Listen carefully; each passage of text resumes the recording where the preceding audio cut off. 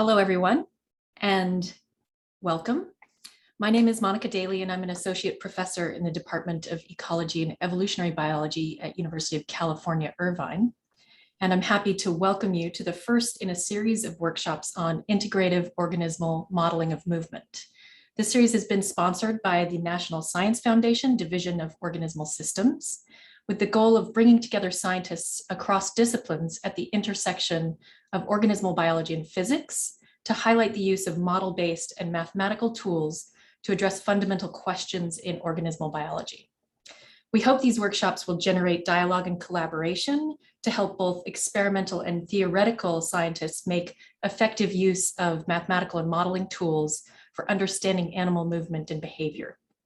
The workshops will be recorded and shared as an online resource hosted through the UCI Center for Integrative Movement Sciences within the School of Biological Sciences.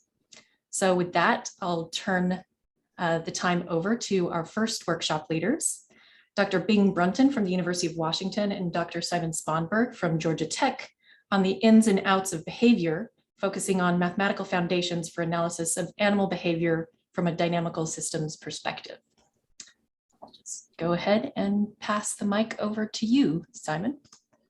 All right, great. So welcome, everyone. We're going to try this and see how it goes. This is experimental, right? We haven't done one of these before. And I think even the topic and how we're going to try and approach this is a little different. So Bing and I had a few discussions about this. And, you know, trying to talk about how to analyze biological systems as dynamical systems could be many full courses of material. And especially when we talk about like the mathematical foundations, we could very quickly get to specific equations that we can try to use to model biological systems in different ways.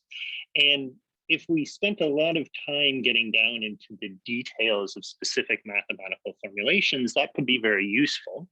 But I think one of the things that we in the biology community oftentimes do is we're trying to get a sense of how to think about problems using these mathematical tools and concepts. And it's very difficult. And I think one of the things that's helped in my career is when I've sort of gotten a way of connecting not just understanding the math behind some of the ways that we describe systems, but connecting those specifically to experiments and data. It's been very powerful because then it's not just a tool for understanding what we're looking at, but potentially for designing experiments as well. And we're going to talk about that a little bit today. What I really want to emphasize, though, is I'm going to go into a little bit of formulation of how we look at the ins and outs of behavior, the inputs and the outputs, that is, in the frequency domain. And this is going to bring up some concepts that many of you have probably at least heard of or may have an intuitive understanding of. But when I go into that, I don't want to spend a full hour deriving all the details of a Fourier transform and going into that. I do want to bring up the equation and try to address how we can think about it conceptually with real data that we might collect. So and that's the position we want to take, in part because, like, if you want to understand the details of a Fourier transform, there are beautiful workshops and videos out there on YouTube, and I encourage you to go find them. 3 Blue 1 Brown, Numberphile. There's a whole these different groups that have created beautiful mathematical animations to describe these things much better than anything I can draw, for sure. So I encourage you to go find these if you want a more thorough, in-depth detail of that. What I'm going to try and do, because I think it will be more helpful here, is position these concepts with the biological data that we might collect. And so that's how I'm going to want to start. We'll see if this works or not. So Brooke, I'm actually going to share my other screen. So if you can unpin, undo the spotlight on me and switch to my other one. I'm going to start broadcasting and sharing my screen here. Let's see if that comes up. There's a short lag here. So when we switch back and forth, it'll be doing stuff. So what I'm going to do is talking about behavior. We oftentimes think from a biological standpoint that there are sensory inputs or inputs from the environment that are triggering a change in how an animal is moving. And so I'm going to try and talk about how we can treat simple inputs and outputs, in this case, singular one-dimensional inputs and outputs, and think about those in the frequency domain. And then as I understand it, what Bing's going to do when she takes over is she's going to say, okay, rarely are things so simple. And oftentimes the world is very complex and the movements that are generated are very complex. So how can we take the complexity of multidimensional inputs or multidimensional outputs and extract out a small number of latent factors or features of these kinds of movements or the sensory inputs, and to give us a more reduced expression of the inputs and outputs to a system. So these tools will sort of be two sides of the same coin. And then later on, we're going to have another workshop that Doug Altshuler and Nidhi Sitapathy are going to be presenting. And they'll talk about other aspects of how to bridge this to stability and control, and also potentially how we might be able to use some of the experimental tools at our disposal to actually design these stimuli that we can play with. More on that later. So I'm going to go ahead and get started. And because this is tuned to try and connect to a biology audience, I want to start with a concrete example where we can think about inputs and outputs. And I'm of course going to use something from my lab there. And these are very agile hawk moths that are about the size of the palm of your hand. You're looking at the species Manduca sexta. And these guys are very good at hovering in midair, and they'll track flowers that are moving in the wind. And we can take this into the lab by taking robotic flowers here and wiggling them back and forth. And here I'm highlighting the motion of the moth just in the lateral direction in yellow, in white, and the movement of the flower in yellow. So I want to think about this now as a dynamical system where the input is the flower's movement and the output is the moth's movement. Now, there's a couple of ways that we can do that. So ultimately, what I want to think about is that the biology underlying this is mapping the flower's motion into movement of the moth. Now, we can write out a number of differential equations that might guide this, breaking the system down into its components, say the sensors, the central nervous system, the muscles, and the body mechanics, and looking at the transformation from one to another. And many of you have sort of seen diagrams that are like this. Sometimes in an informal way, there's sort of flow charts that sort of show how information is passed from one region of the nervous system or the mechanical system to another. But in a more formal sense, if we treat these blocks specifically as processes that transform variables from one into another, then we can think of them as what's called a block diagram, where the arrows are signals and the blocks are processes. Now, a very common approach is to write these things as dynamical systems or as differential equations, but I'm actually going to treat it strictly as an input-output relationship so that we can get into the frequency domain, because this is a way of thinking about inputs and outputs and the transformations of them that I think for my career has been very helpful. And we don't actually need to get much into differential equations in order to gain an understanding of that. It has a very beautiful and elegant link to the differential equation representation of movement, but that's something that I don't want to get into today, and perhaps Nidhi will cover a little bit when she talks more about stability control and other aspects of this. So what I want to do is start very simple. I want to start by thinking of the motion of the flower as a function x of t, and the movement of the moth as a function y of t. So these are just trajectories in time. And I'm going to think about, even if there's feedback inside this loop where what the moth is actually seeing is its relative position with respect to the flower, I'm just going to start off by treating this whole thing as one process, one simple process that maps x of t to y of t. And I'm going to call that process h. Okay. So now I'm going to switch over to a slightly better notation program for this, where I can catch up. So our trick in these kinds of behaviors is and here I'm using a very simple behavior with a single one-dimensional input. Switch to a darker color. A simple one-dimensional input, x of t, that goes through h and becomes y of t. Okay, the movement of the flower to the movement of the moth, and we're talking in just one dimension here, they're lateral motions. So this kind of behavior is something that we call target tracking or reference tracking, where we have an input that the animal is trying to catch up with or track in its environment. I'll talk a little bit more about that later on, but a lot of the behaviors that we study can be thought of in this way. You can even think of it as a stabilization process where the animal is trying to minimize the error between its motion and the flower's motion, so the difference between those two. That's where that feedback diagram will come in. But for now, I don't even want to get into that. I want to just focus on how we think about X and Y. So the nice thing is experimentally, I have control over X, right? I have that nice robotic flower. I can wiggle it back and forth. We might be displaying visual cues on a screen or something like that as well. So I can design F to try and probe this system and describe the output Y. But how do I do that in a way? Well, one of the first key concept that we're going to take to heart is that any kind of signal, any kind of time series can, so if I create a time series now, sorry, I pressed the button on my screen.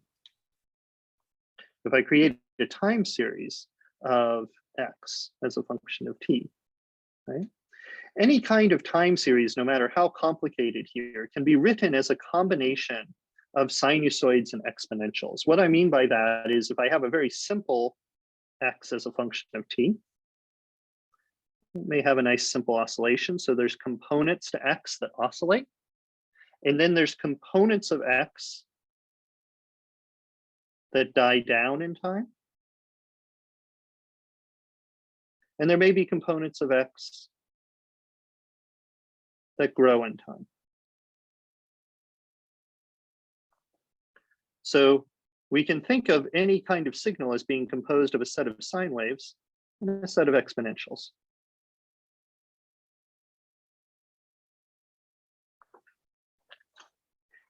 What I want to do to start with is I want to focus just on this component, just on the component oscillations in the system. So if I'm talking about designing a signal that will persist for some amount of time, now eventually I'll stop the experiment, but you can imagine that I'm creating in signals that have some regular oscillation to them. Now, it might not just be a simple sinusoid, but I'm going to start with a simple sinusoid. And what we want to try and understand is how do we take H and how do we think of H as transforming the input, X of T, into the output, Y of T. Well, a good way to do this, it's going to turn out, is to be looking at the individual frequency components of X rather than the time series of it. So the first thing that we're going to want to do in this is that we want to transform a time representation of X into a frequency representation of X. And many of you have heard of this kind of transformation before. It's called the Fourier transformation. And you may have, it's often denoted by this curly F. And it transforms X as a function of time into X as a function of frequency. I'll use F here for now. And you may have even conceptually heard that what we're doing with the Fourier transform is we're looking at the frequency components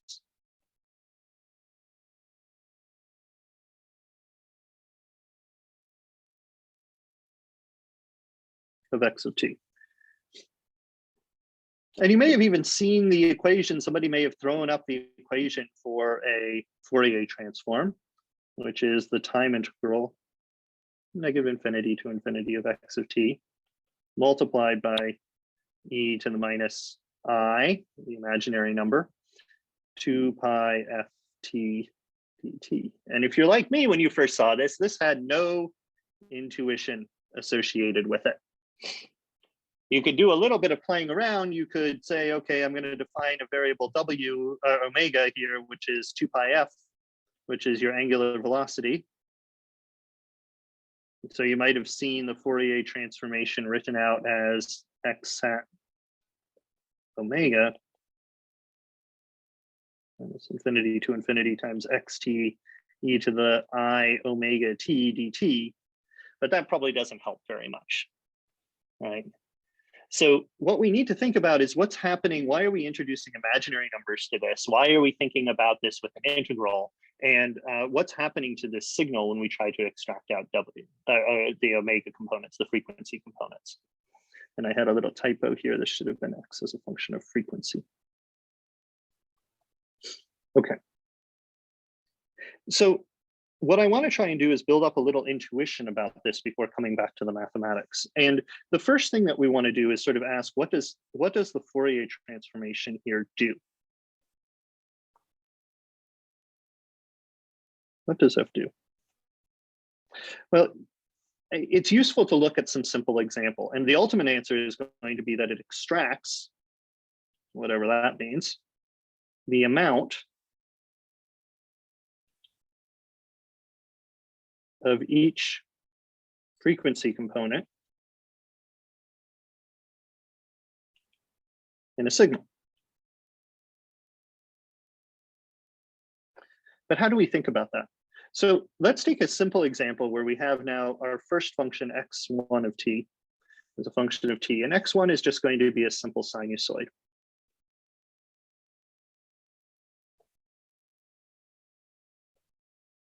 And I want to focus on the idea here that I'm using f1 here, so this is the fixed frequency f1. Now, ultimately, what the Fourier transformation is going to do is it's going to allow us to transform this signal into a function of frequency rather than a function of time. So now I'm going to have frequency on the x-axis, and I'm going to have x hat as a function of f on the y-axis. And if you look at the sinusoid, right, it's composed of an oscillation of just a single frequency. And so ultimately what's going to happen is we're going to have a frequency at f1 that has a lot of f1 and that has very little of any other frequency. And if I connect that in, I'm going to have a spike at f1 and 0 everywhere else.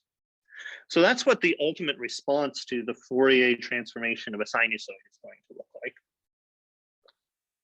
I could even say I might have a specific amount here, A1, and I could have an amplitude here, A1, if I normalized it to a finite amount. I'm going to gloss over some of the mathematical details with apologies to my mathematician friends. What we're trying to do here is trying to get a conceptual understanding of the components of the mathematical equations to go back and forth from the time to the frequency domain. So there's a few places where I'm going to be a little bit sloppy or I'm going to gloss over some of the details and do some of the in these transformations. And that's so that I can get on to the later steps. Again, if you want the details and a bit more of a rigorous analysis of, or understanding of what a Fourier transformation is, this is where I would really encourage you to sort of follow up with the specific mathematical tutorials. But the role here is to try to connect those mathematical concepts to the biological data. Okay, so we might have a second frequency, x2 here. We might have a second sinusoid. And here x2, this is a lower frequency sinusoid, right? So it's still going to be a sine of some sort, 2 pi f2 of t. So for example, I'm not really focusing right now on the phase shift at the beginning. So this is not necessarily a time, t doesn't necessarily equal 0 here. And so I'm not putting in a phase adjustment, phase shift into my equation. So that's one place where I'm just sort of glossing over a little bit of the mathematical detail. But I could now look at the Fourier transformation of this signal.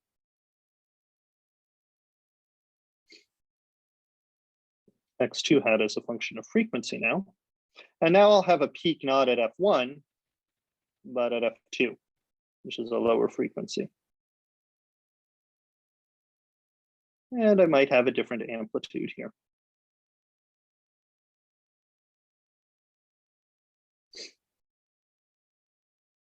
Okay.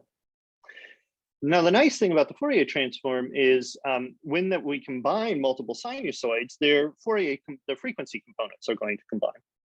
So if I look now, instead of at a single sine, if I look at x3 now, as a function of t, which is going to be equal to the sum of those two sinusoids I played on the previous page, x1 of t plus x2 of t. Okay. So in this case, x3 of t equals the sine of 2 pi f1 plus sine of 2 pi f2t. And there's different amounts of these, a1, and A2. Now, they also may not be in phase with each other, and I will talk about that in just a minute, but for now, let's assume that they were in phase so that they all just directly add up like this. So if I'm going to take the Fourier transform now of those, I'm going to get a x3 as a function of frequency. And I'll have a peak at f2 and a peak at f1. And these could have different amplitudes.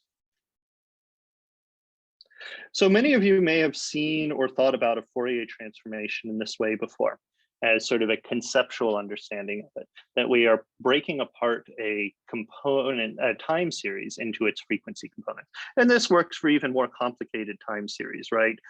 So if I have a square wave, for example,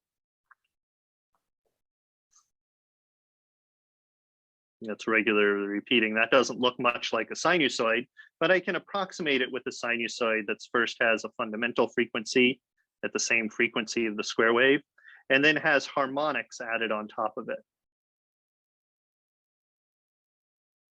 And if I add enough of those harmonics up, I'll be able to start to approximate the square wave with a sum of different component sinusoids. So I'll put a higher order harmonic on here too. And so in the frequency domain, then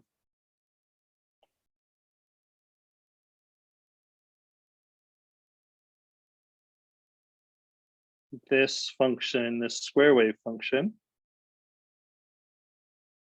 will end up having a fundamental frequency f4 that it has a lot of, and then it will have harmonics of those as well.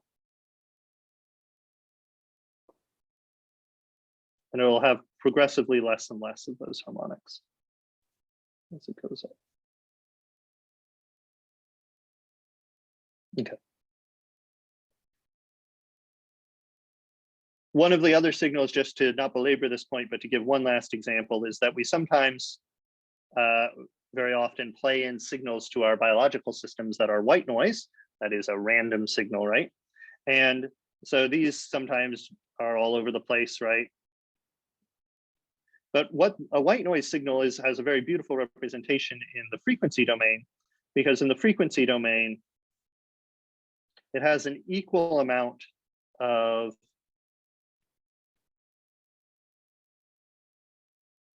different frequency of each of the different frequency components between within a limit, within a bound. So you'll have a equal amount of different frequencies all throughout a range. That's called a band limited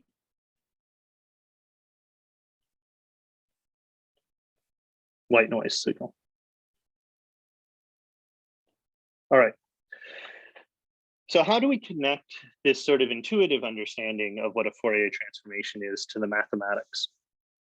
Well, what I want to start thinking about is to think about an oscillation as something that goes around a circle. I'm going to give another blank screen here. So when we have an oscillation in this particular sinusoid, we can also think of that as something that's progressing around a circle, where we're at in the oscillation maps to different points on the circle. And this becomes very useful and starts to connect back to the Fourier transform, because if I write back up the Fourier transform equation here,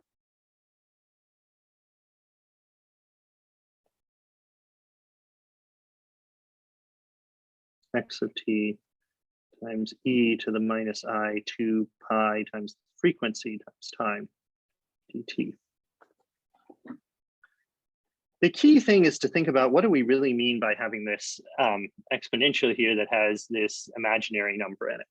Well, there's a very beautiful formula from Euler that describes what happens when we have this. So if we think of E, and I'm going to just for compactness, I'm going to use omega now instead of the 2 pi f. Recall that omega just equals 2 pi f. this sort of odd looking expression is actually equal to the sine of omega t minus I cosine the omega t of them. I had an extra parenthesis there, cosine of omega t. And so what we can think about this is, think about this for a minute. What does sine of omega t look like? Well, it's something that just is going to oscillate around 0, right?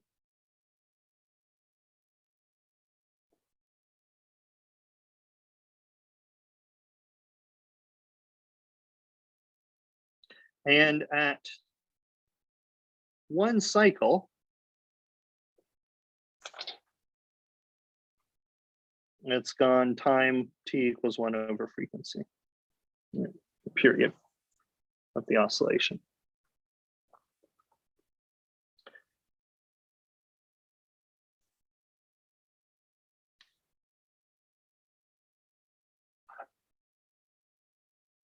And I wrote it totally backwards. So I'm sorry, I wrote these backwards. This is what happens when you try and take notes. So Euler's formula has the sine in here, the imaginary component. So I sine omega t looks like that, and cosine of omega t starts off at 1 and goes through an oscillation. I'll draw that a little nicer.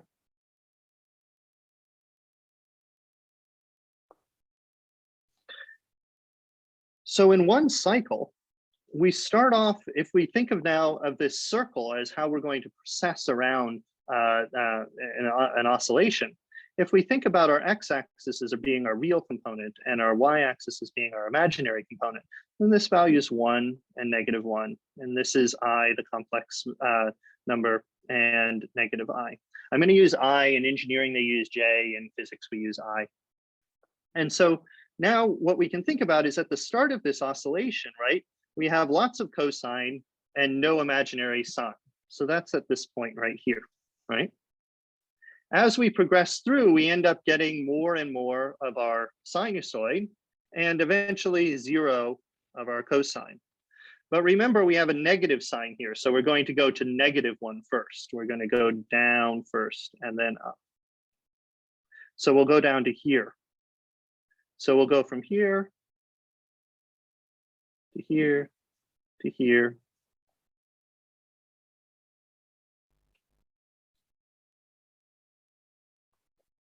To here, and we'll just keep going around the circle. So this e to the -I omega t brings us around a circle. It wraps a function around a circle in the complex plane. And this is sort of profound because one of the really cool things that comes out of this is if you solve for what's happening here right at pi, e to the I pi is going to be equal to -1. That puts us right here and right here. So we're at -1 and no imaginary component. And this is called Euler's identity. And if you want to ever go down, if you go down a single sort of rabbit hole in mathematics, this is the one to go down, in my opinion. It's a very, very deep, interesting formula. And it just is odd, right? You relate an irrational number, e, to an imaginary number, I, and pi, and you get -1, right? It's sort of magic in that sense. But for us, it's not magic. For us right now, what it's doing in the Fourier transform here is you can think about, well, what the Fourier transform is it's this expression here, just multiplied by the time series of x. So what we're going to do is we're going to take x and we're going to wrap it around that circle in the complex plane. And then we're going to take an integral. That's the one piece of calculus I'm going to use today. I'm trying to do this all so that we don't have to use any calculus beyond a simple integral. Okay. So let's give a specific example again. So if we imagine, if we go back to our x as, which is a simple sinusoid now, right? What we want to do is ask, what is the frequency representation of that? Minus infinity to infinity of sine 2 pi f1 of t. Now this is a fixed frequency. That's a very specific frequency, right? And now we're going to look at that across different frequencies. So this is not a set frequency, this is a variable.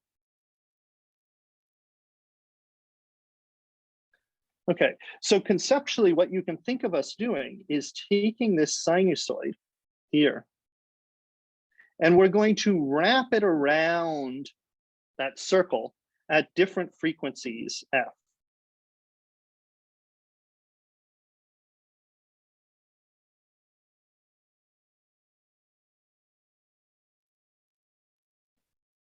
And then we're going to take an integral. And if all of this works out at all of the f's where f does not equal f1, we should get 0. And at f equals f1, we should get a very large number. In this case, it will go off to infinity, although that will be for this indefinite Fourier expansion. Again, that's a piece that I'll gloss over about how you would then adjust that to get back to your original amplitude when you have a finite signal. You'll get an infinite response. So how can we just visualize that? Well, if f is a lot lower than f1, then when we have our unit circle here in the complex plane,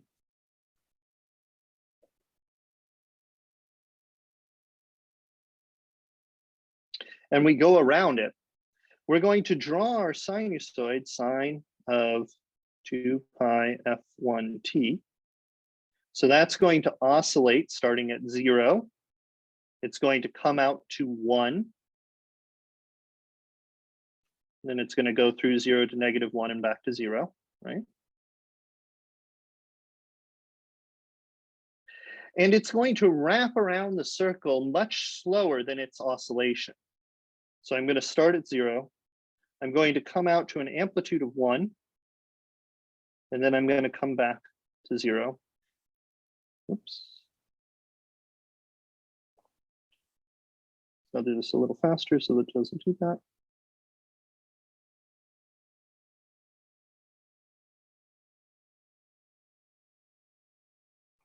So to the best extent that I can draw this, this is actually where f equals 1/8 of f1, because I do 8 oscillations to get around before I come back to the beginning. Well, if I integrated the area inside all of those loops, where would I end up? Well, since I have those loops equally distributed across that unit circle, the integral of them is going to be 0, or at least very close to it, if I have a finite amount of the signal. So I'm going to always end up with then, if I go back to my Fourier transform, if I wrap f1 at a frequency f that's smaller than it, and then I take an integral of it, the area is always going to end up around 0.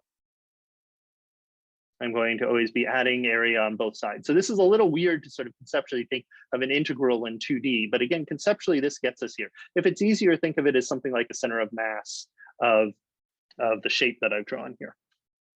The same thing works if we go a little faster than f1. If f, I'll switch back to black. If f is greater than f1, then what's going to happen? Now this is a little trickier to draw, so bear with me. I'll put up my axes here. Get a nice circle going. That's not a nice circle.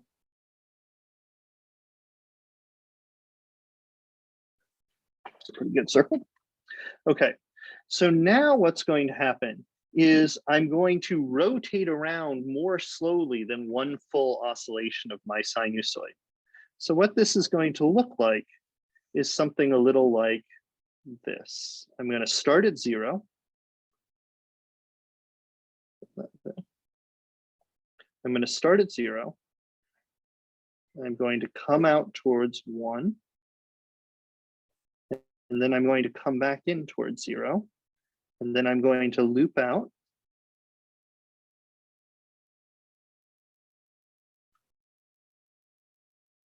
Come back in. Loop out again. Come back in. And this is where my drawing skills start to fail. I'll loop out one more time. And come back in. And loop out one more time.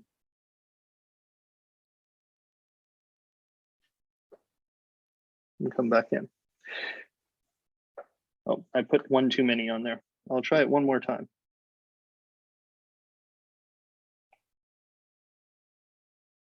In case I don't do any better.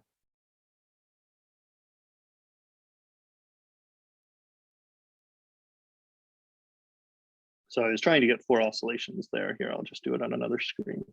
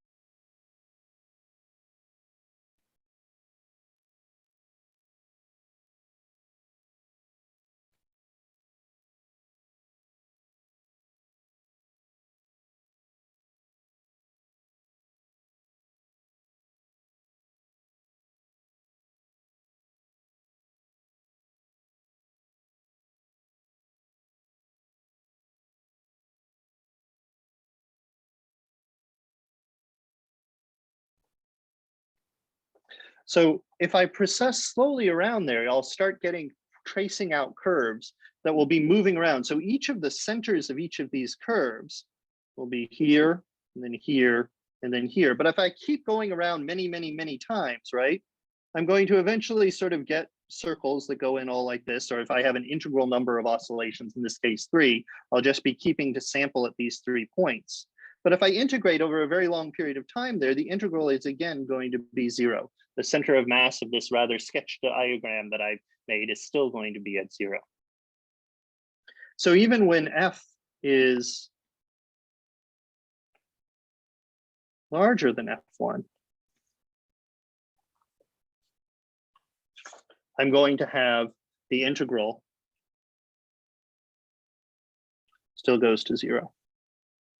But what happens if f equals f1?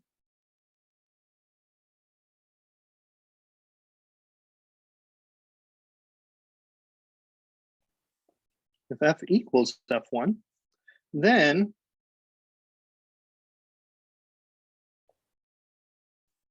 what I'm going to trace out, and let's treat that cosine. Let's do the cosine is a little easier to understand here. So if I do the cosine of 2 pi f1t, right, that's going to start at 1, and then it's going to drop down to -1 and back up to 1.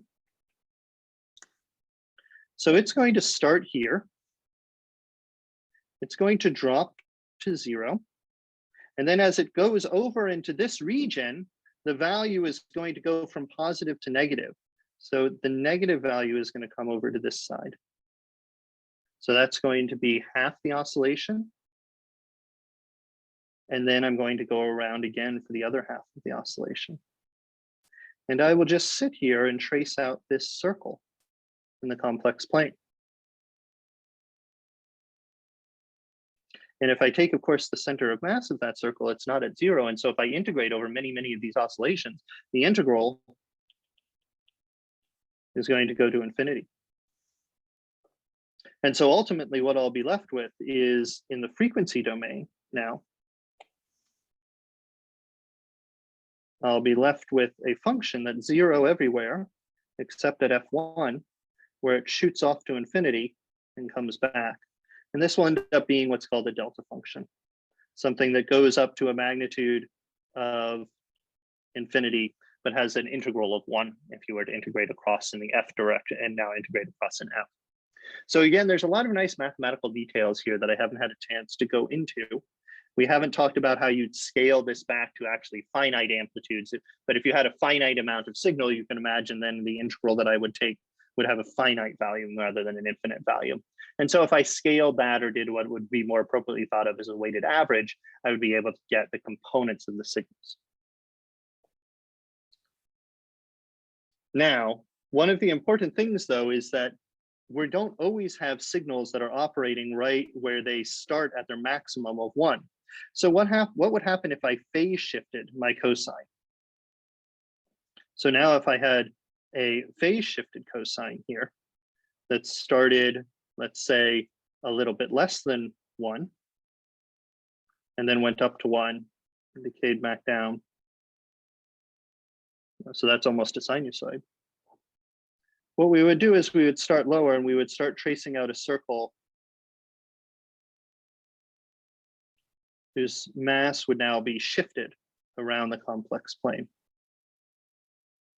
And so the amplitude here gives you a sense of how much frequency there is. But the phase angle phi tells you what phase, or theta here I'll use, it tells you at what phase the sinusoid is at. And this becomes especially important if I add multiple sinusoids together. Because if I add 2 sinusoids together, it may matter a lot if I have them in phase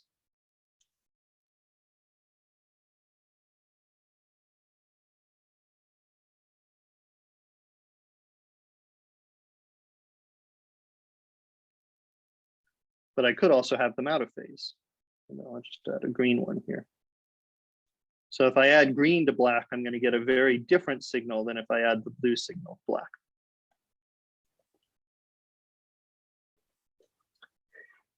So we fundamentally need the 2 dimensions there, but instead of using the real and the imaginary components, it's very helpful to think of it as having a gain, as having a magnitude, the radius, and having an angle, theta, or phi is sometimes used. And so that's polar coordinates, right? And this lets us get away from having to always think with the imaginary numbers, even though we're operating on a complex plane, because both the magnitude and the phase angle will be real. Okay, we're almost done with all this stuff, and then we can get back to the biological signal. But I just want to point out one more thing. Yep. There, Brad Dickerson has a question in the Q&A, and I think it's a clarifying question, so I'm just going to read it. Can you repeat why it goes to infinity in the axis of integration? Yeah, so what I'm going to do is I'm going to add up every time I go around this circle here, right? The magnitude is going to be this much, but then if I go around the circle again and I integrate again, I'm going to get twice that, then 3 times that, then 4 times that, et cetera, off to infinity. Right, so because I'm going around this circle many, many times and it's not centered around 0, now that integral is going to run off. Okay. So the last thing that I want to do is I want to remember we talked about just oscillations here, but remember that signals can grow. So signals, instead of just oscillating, can grow or shrink. So we'll add in another term, an e to the sigma, which is now a real valued function, a real valued variable.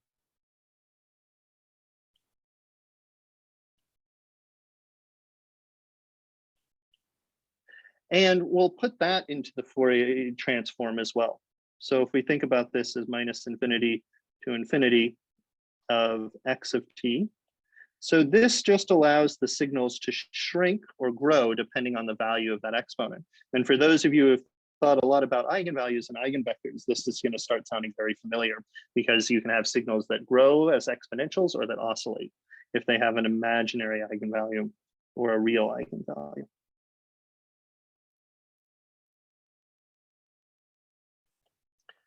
And again, this is just going to be omega. So now the nice thing is we can combine that, right? So if we go from minus infinity to infinity, and that's going to be xt e to the minus sigma plus I omega t dt. And we define this variable, which has a real component and an imaginary component, as what's called the Laplace variable S.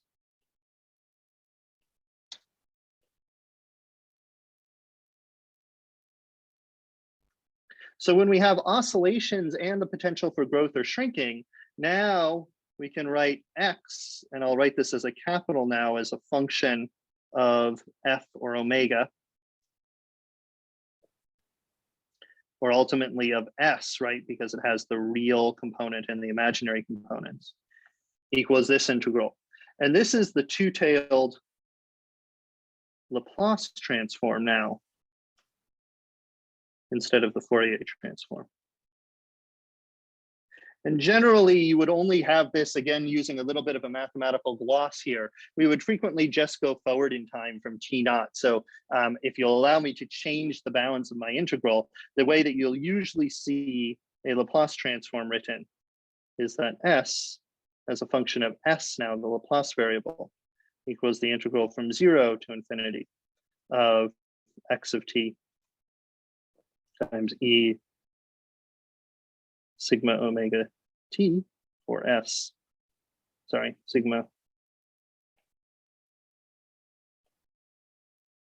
I omega t dt. And the power of this is that the Laplace transformation now can take any signal and transform it into the frequency domain using a combination of real and imaginary components. And so if we are now go back to our data and we think about our flower, right? We started off by having this input signal going through H, going to an output signal. But now we can transform each of these. We can transform y of t through a Laplace transformation, oftentimes written as curly L, to capital Y as a function of S. And remember, if things are just oscillate, and we can do, well, let's do that first for x of t. And we can even do it for h, the transformation between there.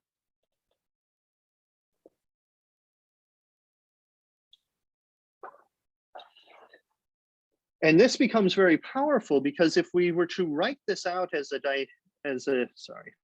dynamical system, what h and x would be doing is they would be convolved with each other. So you would be taking h as a static function that transforms x into y. So it's written, but it has its own, it has its dependency on tau here.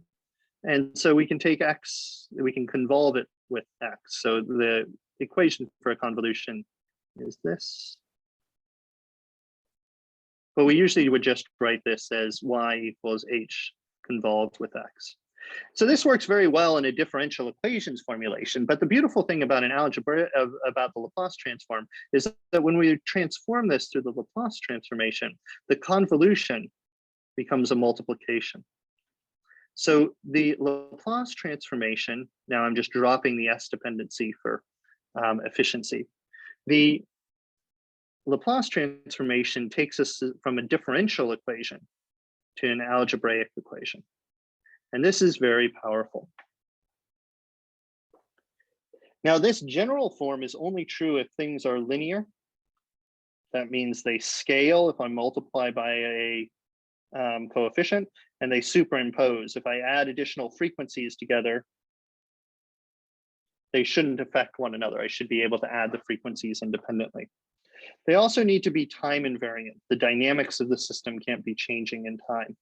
So the response can change when the input changes, but the relationship between y and x needs to stay constant through time. If that's the case, then we can probe the system by playing in a combination of different frequencies to x, recording the response in y, and relating them as their input and output, because h now is just going to be the ratio of y in the frequency domain to x in the frequency domain.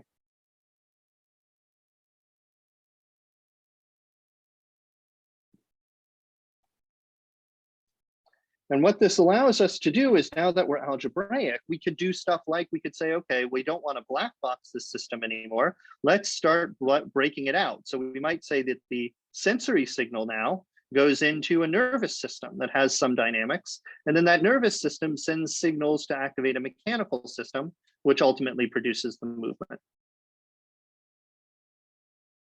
Oops, I'll leave out the feedback for a second. Well, in this case, again, dropping the S just for efficiency, the systems are just going to multiply together, M, N in the frequency domain, and X. Moreover, we have even more power if we think about having a feedback loop. So let's blow out that H, because when the moth is tracking the flower, one of the things that's important to recognize is that the moth is not actually seeing the absolute position of the flower in some global coordinates. What it's seeing is the difference between the flower's position and its position, or E here. So G then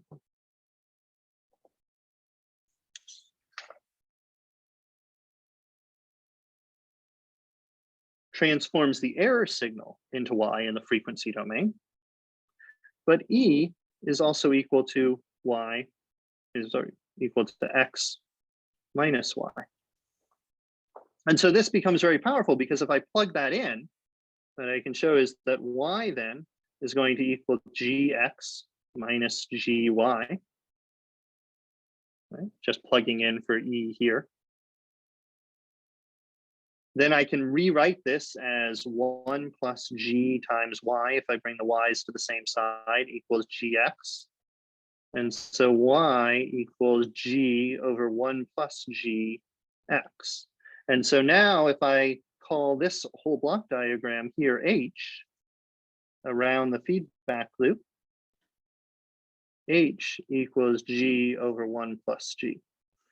So even without having to know something about how the central open loop response, the response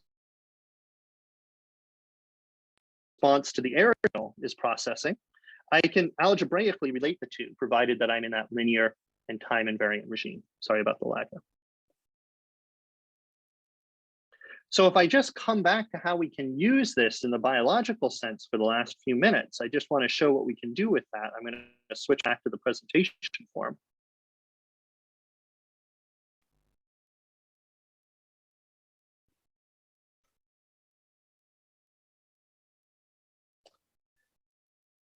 We use this in a paper to study how moths respond to really low levels of light.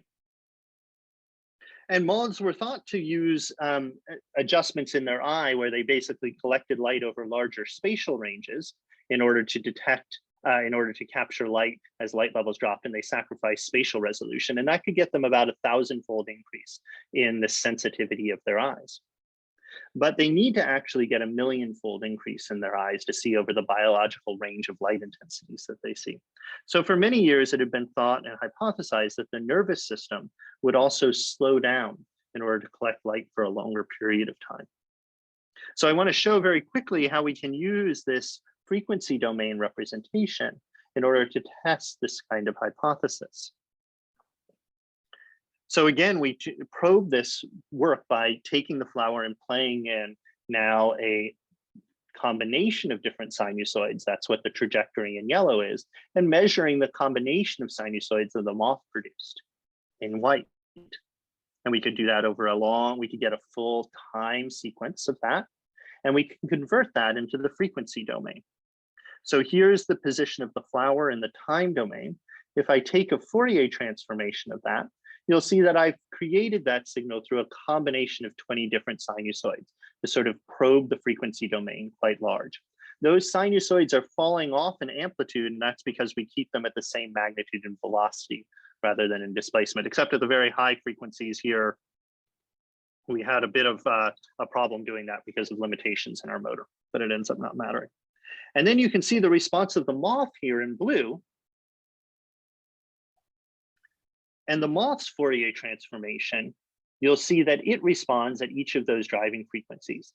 And this, in addition to some of the additional tests that we do, actually showed that the moth was very linear in its response to this kind of flower position. So despite the nervous system doing very complicated things and the aerodynamics of the wings doing very complicated things, the behavior as a whole was emergently linear. So when we could do this relationship of the input and the output of the sensory motion to the flower, to the body of the flower. And I just want to point out that here, right, what we did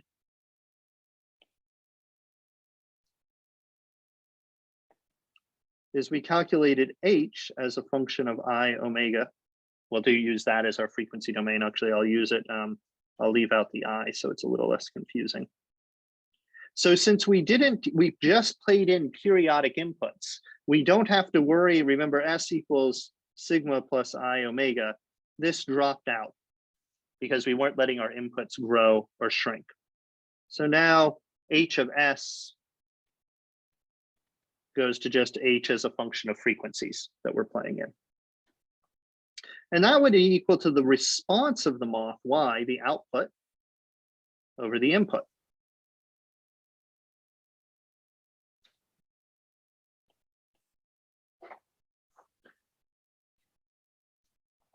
And one of the cool things about H now is that H can also be plotted on the complex plane. And let's say that for a specific frequency, omega 1, H had a response where it was H at I omega 1 equals 1 over the square root of 2 plus, sorry, should be minus 1 over the square root of 2I. So that's its value in the complex plane. But the magnitude of H will equal 1 at that point in time. And the angle of H will equal minus 45 degrees. 1. Because of the values that I put here, the magnitude of it is the square root of the sum of the squares. And the angle here is 45 degrees. So what H does is it tells you how you scale and phase shift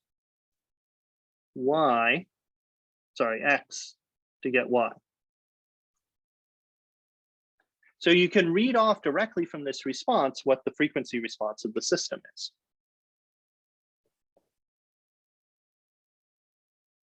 So we did that for a bunch of different frequencies now. We got the gain and we got the phase response of the system. So I can show you what that looks like then for a specific, so the gain is the ratio of the amplitudes of the input and output, and the phase is the time shift or the lead or the lag between the inputs and the outputs. And so this is what H looked like for two different luminance levels, for high luminance and for low luminance. And you'll see that they're shifted. And it might make sense that it looks like the system has lagged further behind as the light levels have dropped.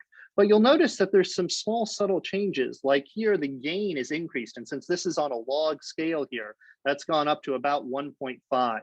So the moth is actually at low light levels is actually overshooting the flower by about 50%. And that's not something that you might intuitively expect. And this is the last thing we just sort of showed scaling and superposition. I'll skip that now. And I just want to point out what we can do using this approach. So remember, if I was mapping the flower's motion to the moth's motion,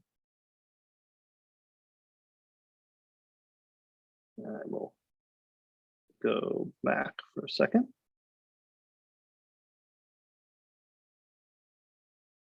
If I was mapping the flower's motion to the moth's motion, I could look at the error term here. Remember, the moth is not seeing what the flower, but the error term. And what we were hypothesizing is that there should be a delay in here. But I can't just multiply that delay by the overall response because it's inside the feedback system. It's inside the nervous system. So if the overall response is H of I omega, that's the motion, the response of the moth to the flower, that's what we measure. We can mathematically calculate what the open loop response is. because of that relationship that I set up before, that h equals g over 1 plus g. If I just flip that around, g is going to equal h over 1 minus h. Now, because we've opened that loop mathematically, we can insert a delay term. And a delay term, this is where we need that real valued stuff, is e to the minus I tau. This is where tau is the delay time constant. And so now, because the system is open loop, we can just multiply that through by g. Remember, g would just be the collection of all of these transformations. And if I do that, then I can reclose the closed loop to make a prediction of what the system should do at low luminance when I delay the high luminance response. And I can write out a mathematical equation now where I'm relating L, what I should measure the moth to do at low frequency, as a function of just two things: what it does at the high luminance level, and one free parameter, tau, how much the system is delayed. So this is a very powerful approach, because now, instead of just being able to wave my hands and say the system should lag more or less, I can actually create a very precise mathematical prediction of what the delayed version of orange should look like. So if I delay the high luminance response of the moth with that equation, I get the gray line. And you'll see I'm very good now at predicting the phase response in the low luminance condition, but we also even predict that overshoot. And it turns out that is done with a tau of 10.4 milliseconds. And that ends up being just enough so that the moth is still able to track the frequencies at which natural flowers move in its environment. So I'm going to skip forward to my acknowledgements now, because I want to let Bing have her full time, and just say a lot of this ideas of working on with control theory and the frequency domain to sort of probe tracking behaviors was developed in collaboration with Noah Cowan and Itai Roth. Actually, Noah has been doing this for a long time in his lab with a number of different systems. Here's several different papers that I think sort of overview this, give us a bit of a tutorial, and the paper that I talked about today on the top there. But then also a number of other authors have been using this in different types of systems, and I really encourage you to go look at their work for other specific examples of how this is applied to biological systems.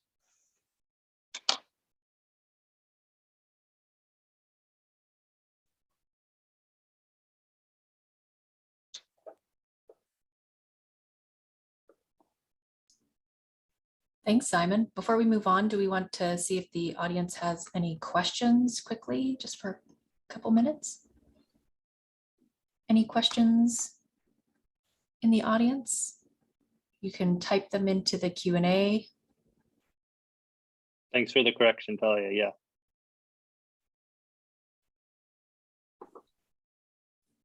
But I think people need to think about this for a little bit more. What we'll do later with these workshops is that we'll have a session where you can bring your own data, and what the idea is, if we can get this organized, I think, right, Monica, is that we'll have a session later where you can bring your own data and your own system and talk with us about how to apply these particular methods to your system. So I just wanted to give you a sort of connection to the underlying mathematical formulations there: Laplace transforms, Fourier transforms, and Euler's formula. And if you can connect those three, now hopefully you can start to see some connections to how we could actually probe real empirical systems with that. But I think we should let Bing go on, and then maybe we can take questions. Looks like maybe we have one question from Brad Dickerson. Can't see the questions. That you can go ahead and speak. Hey, Simon, can you hear me? Yep. Okay, that was great. Thanks. Oops. Go ahead, that's me. Oh yeah, sorry. One question I have is just about sigma. Is that, so you said that we can ignore sigma. Is that just basically in the context of an experiment, or just thinking about Laplace transformations in the context? Yeah. I definitely did a bit of a gloss there. Thinking about sigma is tricky in the Laplace transform, but the best way to think about it is that sigma is going to be a real valued exponential. And so that's something that's going to decay or grow throughout time, right? So if I had that significant component in my signal that I was playing into the animal, it would have to be something that would decay down to zero or grow out to infinity. Well, I usually don't play those kinds of signals into my system when I'm trying to develop a frequency response. So if I play in only sinusoids, things that oscillate, then I'm only going to deal with that I-omega term in the exponential, and those are the pure oscillations. So in that case, I can ignore the sigma. This has a very tight relationship to eigenvalues and eigenvectors, because there, when you have the imaginary eigenvalues, those oscillate, and when you have the real value at eigenvalues, they grow or shrink. Right, so there's a sort of conceptual connection there. You might actually see that in some of what Bing and Needy and others are going to talk about in later workshops. But that's how I sort of get around it. So it's really how I design the stimuli here, just to be a frequency response function, just to deal with frequencies of input. Great question. All right, I don't see any other questions right now, so Bing, go ahead. Great. Thank you, Simon, for that. And I think I'm gonna pat ourselves on the back here, because I think we coordinated quite well. Simon talked about a lot of concepts that I will both generalize and then hopefully tie back to in a little bit if we have time. And I think in terms of understanding and modeling behaviors, understanding these transformations and the Fourier Transform and the Laplace Transform is a really great place to start, because the role of time is so central in all of these different types of systems. But as Simon already previewed, in biological systems and the kinds of data that most of us work with, it's not always obvious that it's a one-dimensional system. It's not obvious what to measure. And even if it were obvious what to measure, oftentimes we know that we should be measuring multiple things. And so that's where, in addition to these very foundational ideas that Simon talked about, like Laplace Transform and the Fourier Transform, we also need to bring in some mathematical foundational concepts from matrix algebra. So that's my job today, is to tell you a bit more about that. So I'm gonna use a combination of my laptop, and I'm gonna be scribbling a little bit on my iPad as well. Anyone who has questions, please either type it in the chat, raise your hand, and hopefully one of the other co-organizers will help me by calling it out if anyone has questions. I think this will be a lot more fun if we have a conversation rather than me just talking to my screen. Okay, so here we go. So this is an idea, and I just want to be really clear, because a lot of us talk about high dimensional data, right? It's like, what is high dimensional data? Like, what is a dimension, right? And so in a really abstract sense, a dimension of data is just a thing that you measure across different samples. So I'm going to use the example here of people. Okay, so each individual is a sample. And so we have a list of people, and these are all of each row of my data now is a person. And we can measure everyone, how tall everyone is. This is everyone's height, okay? So that is, at this point, one-dimensional data. So this is kind of like what Simon was talking about earlier, where you're measuring one thing, like the position of the moth in the arena or something like that, okay? So the one number that characterizes each of these people. Now, we are not one-dimensional people because there's a lot more to us than just how tall we are. There are other things that we can measure, like our shoe size, how many siblings we have, how many years we've been to school, how far we live from work, and what our favorite movies are. Okay, these are all different dimensions of us, and as you can imagine, there's many, many, many more. All right, a couple of things that I'll point out here in terms of this kind of toy example we're talking about, high dimensional data. Each of these columns, as I've drawn them, is a dimension. So when I say high dimensional data, I just mean when you have each row is, let's say, a person, each column is a dimension. Sometimes we call that a state as well. This is just a bit of jargon. A state in this particular case means the set of values that characterizes that person in the way that I've defined it. So the state of the first row here, Abby, is how tall they are, what their shoe size is, how many siblings they have. All of those numbers together is the state of Abby in this particular case. Okay. So the second thing we'll note here is that all of these data can come in different flavors. For example, your height is a number. It's a numerical value. Your shoe size is also a number. It's a numerical value. But, in the US at least, your shoe size only comes in whole and half sizes. So it's not a continuous value. You can't have a shoe size of 7.257.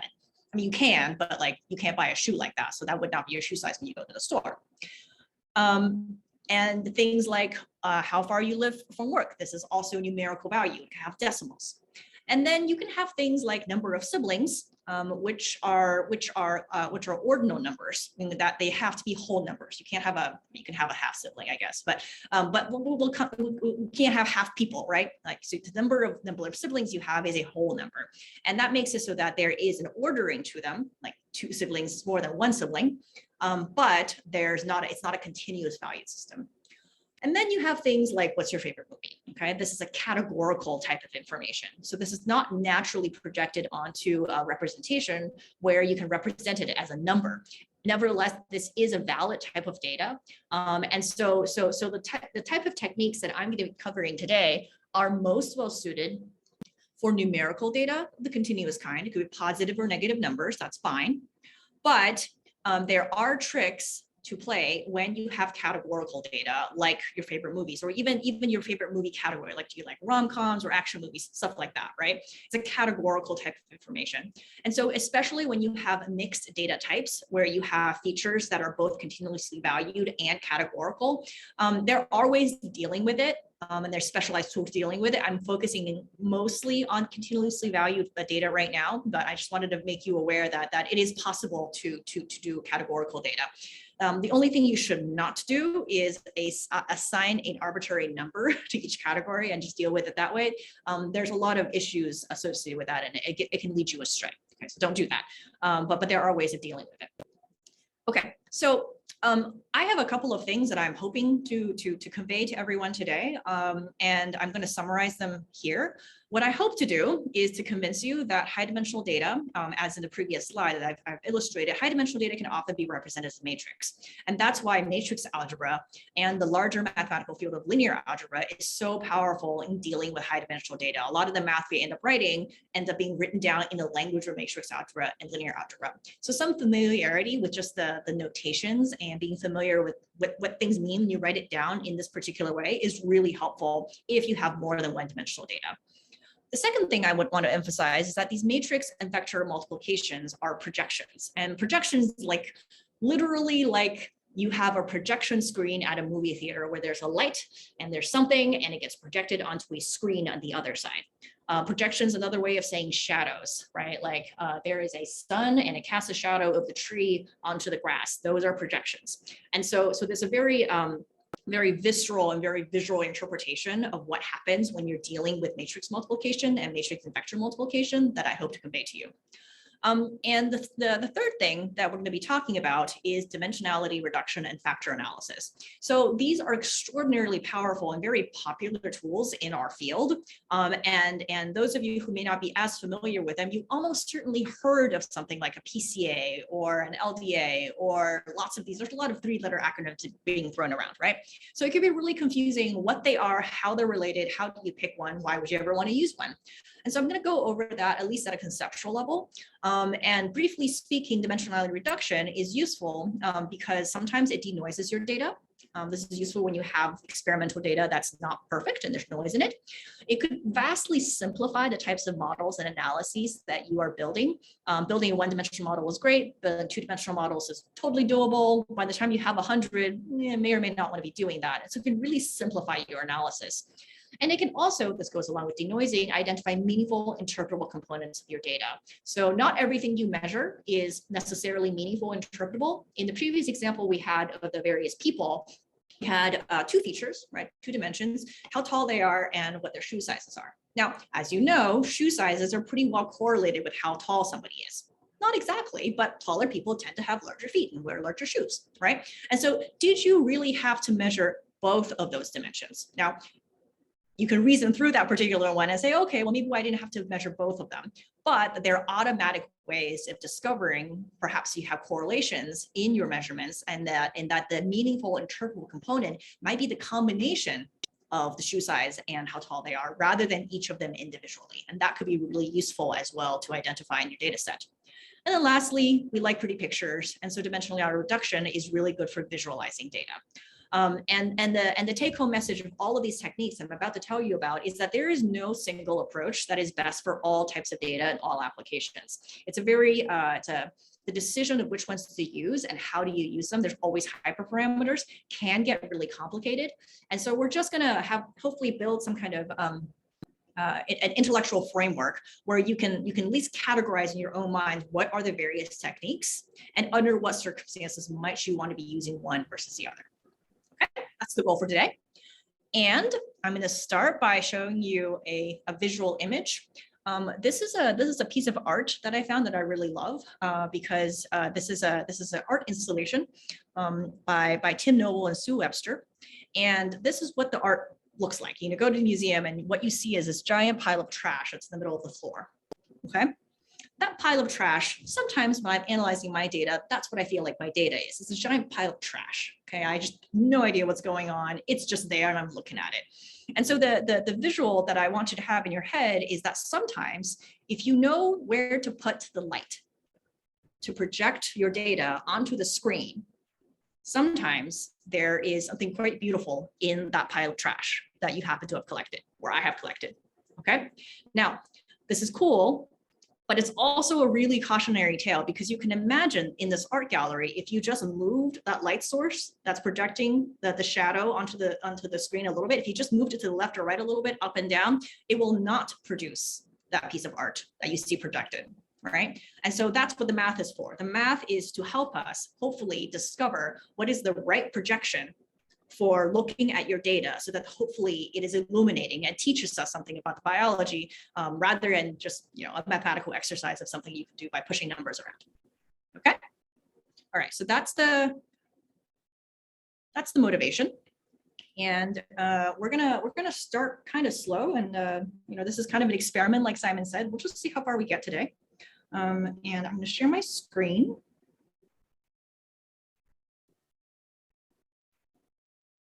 And this is going to be like dueling different iPad apps. We'll see how this one works. Okay, so I told you that a lot of data sets that we collect in our experiments is most naturally expressed as a matrix. So I'm just gonna, for the sake of clarity, so we're all on the same page, here's what a matrix is. A matrix is a grid of numbers. Okay, and when I'm thinking about matrices, I'm very often drawing rectangles of at least the right aspect ratio to mentally keep track of what's going on in my own head. And so let's say you have a matrix, and often they're defined by these little square brackety things. Okay, and you have numbers in there, so you have like 1, 0, 2, -6. I'm just making up random numbers at this point. It doesn't really matter. Okay, and then 3, 4, -2, 0. Okay, something like that. Okay, and what we have is that each of these are rows. Let's try that one. This is a row. And these are columns. Okay. And it's important to keep these straight because oftentimes what we are doing is you often have to specify the size of your matrix, which I'm going to call by this large capital X here. X is my matrix. And then X, so we would say that X is how many rows do we have? We have 3 rows and we have 4 columns. So this is a 3 by 4 matrix. Okay, where it's the number of rows by the number of columns, row columns. Okay, you got to remember that. This is like the most important thing when you're doing linear algebra. Figure out what's a row, what's a column, and make sure that you can define a matrix correctly. The other way we often write this is that we sometimes say that we can say that X lives in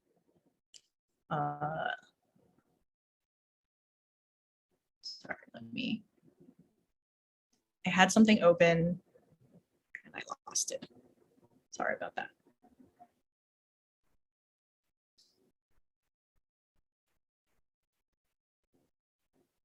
Okay. And then, so it's the other thing we can say is that the indices is also usually written as sub ij, okay, where the I is which row we're on, and the j is which column we're on, okay? So x 2, 3 would be the second row and the third column. And in which case, if we're looking at the second row, right, which is right here, and the third column, second row, third column is this number here, right? So that's going to be a 1. Okay.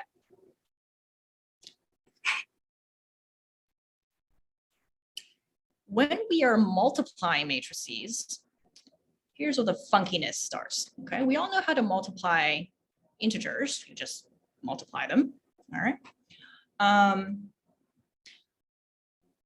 When you start multiplying matrices, there is a set of rules for doing a matrix multiplication.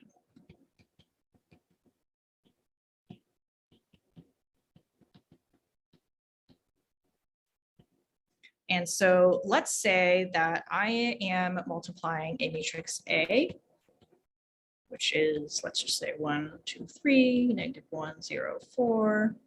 Okay, and I can multiply it by matrix B. The numbers don't matter at all. Okay, so what I'm actually going to do is I'm actually going to multiply every, so it's always row onto column, row onto column. And so the first thing I'm going to do is I'm going to take the first row and then multiply it onto the first column. And that's going to give me my first set of numbers. So it's going to be 1 times 0 plus 2 times 2 minus 3. Okay. Again, to be clear, what's happening is here, I'm taking these 3 numbers and not multiplying it by these 3 numbers one at a time. So 1 times 0, 2 times 2, 3 times negative 1. I'm going to sum them. And that's going to give me the first component of the product of A and B. And that is going to be, all of this together is a positive 1. Okay. Pick a different color. Let's say now I'm going to do the second one. So it's row onto now the second column. That's going to give me negative 3 plus 2. Is that right? Yeah, that's right. Plus 0. Okay, so that's a negative 1. Hopefully we don't run out of colors too soon. So now we're going to take this, the second row onto the first column. That's going to give me a 0 plus 0 minus 4, which is a minus 4. And then only one more, we're almost done. We're going to take row onto this column. That's going to give me 3 plus 0 plus 0, which is plus 3. Okay. In other words, that's going to give me 1, negative 1, negative 4 plus 3. Okay, so I hope it's okay that I went through this exercise. I'm sure most of you have at least seen this before, if not very familiar with it. But it's really important to realize that this is how the multiplication happens, because otherwise nothing else I say to you will make any sense at all. Okay. All right. So important properties of the multiplication include the fact that multiplication, so when you say you're multiplying 2 numbers together, right? Let's say you times A times B is the same as B times A. So 2 times 5 is the same as 5 plus 2. It really doesn't matter the order in which you're multiplying these numbers. Okay. In other words, scalar multiplication is commutative. During the pandemic, when everyone was working at home, none of us were commutative, just like matrix multiplication. Matrix multiplication is not commutative, just like working during the pandemic. Because what you see is that, let's say you have an A matrix that is, let's say it's 2 by 10, okay? Number of rows, what's 10 by 2, okay? And then you have a B matrix That's 3 by 10. Okay. In other words, we have two numbers here that we're going to try to do onto these three numbers here. And we have a problem, right? Because you can't do that. There's two numbers that's in the first row of A and three numbers that's in the first column of B. So you actually just can't do that. This multiplication is not admissible. You can't do A times B. You can't do it. However, you can do B times A. So let's just draw the rectangles here. Here's my B, which is still 3 by 10. A, which is 10 by 2. So if we're going to try to do this multiplication, we have these 10 numbers here. I'm not going to draw all 10 of them. And 10 numbers here, which is totally cool.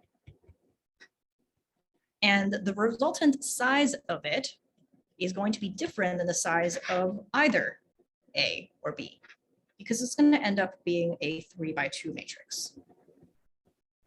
Okay, if that's not obvious to you, go ahead and work through the rules of the multiplication and convince yourself that this is in fact true. Okay, so not only is matrix multiplication not commutative, there are cases where you literally can't do the matrix multiplication. And this is actually a wonderful thing for me because I am constantly, when I'm doing this, drawing these rectangles on a piece of paper or in my head, right? And making sure that the respective sizes actually works out. Because if it doesn't work out, you've already identified a bug in your math and your code, and something is wrong, okay? The fact that some of these multiplications actually just categorically can't happen is actually a really wonderful thing when you're doing matrix algebra. Okay, so that's great. So let's talk about data. Okay, that was just rather abstract. But when you have data, you don't just have random matrices and arbitrary numbers. You're often doing a bunch of measurements on a bunch of samples. Okay, and so for example, you might have a bunch of samples that you're measuring. And for all of them, you have a bunch of measurements. And this could be all kinds of things, right? Like samples could be, each sample could be an insect, and each measurement could be, one column measure might be how long their wings are. A second column might be how much they weigh. A third column might be how old they are, stuff like that, right? Each sample could be a single cell, and each measurement could be the expression level of some gene or another. So you can see that this matrix can get really large really fast, depending on what types of measurements you are interested in. You can also have measurements in time, okay? So that's something that we'll get to a little bit if we have time for it.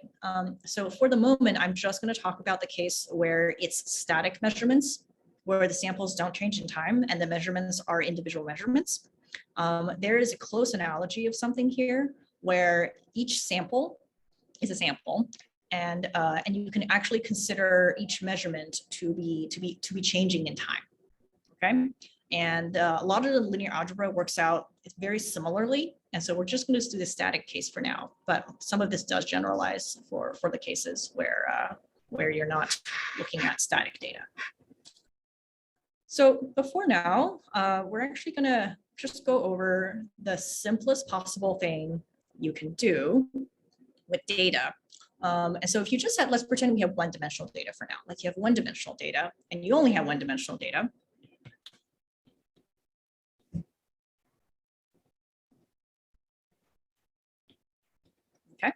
So what I'm going to write here is, usually when I'm writing a small x, I mean a scalar value. And if it's a big X, it's actually a vector or a matrix.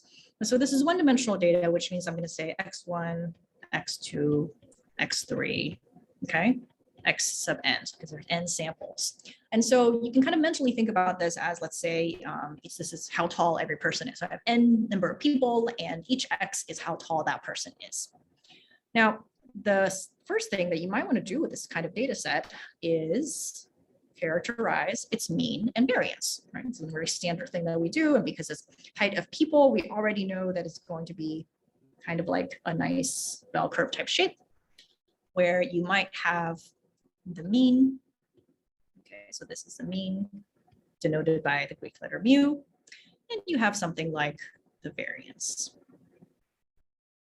Okay, which is denoted by, so this is either standard deviation, sigma, or we can call it the variance, sigma squared. Okay, the square root of variance is the standard deviation, and they both tell you something about the spread of the data.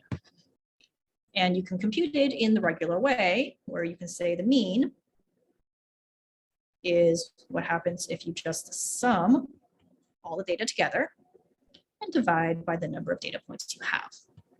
If you wanted to compute the variance, hopefully these are very familiar formulas for you. You sum up every data point minus the mean, square that, and once again, divide by the number of data points you have. Okay.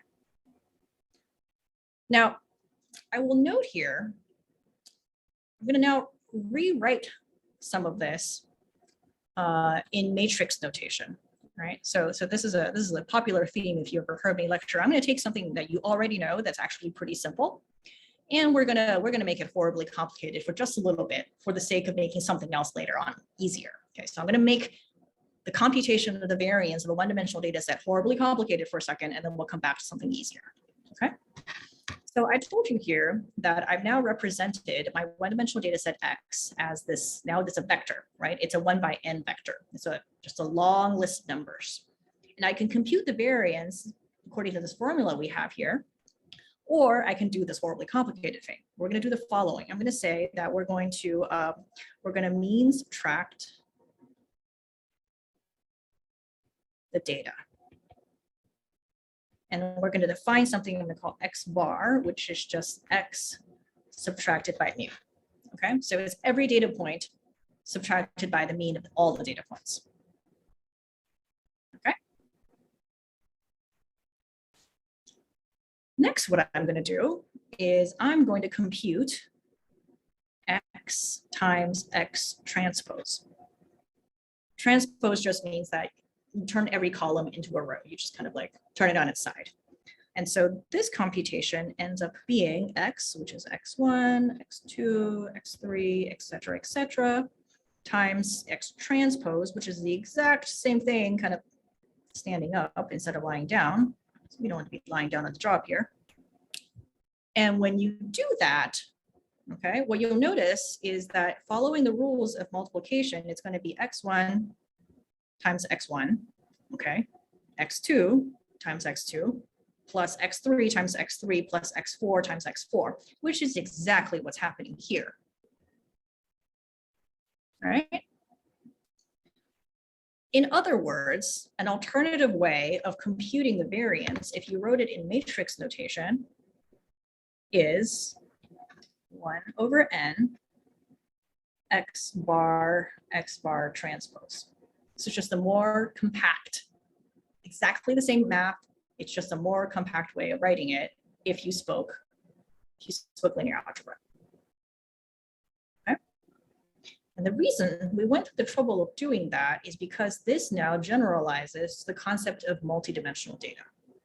Because when you have multidimensional data, it is not obvious how you would characterize, you can characterize the mean and the variance of every single measurement, but you don't just care about each single measurement, you care about how they covary with each other. So when you have multidimensional data, many dimensional data,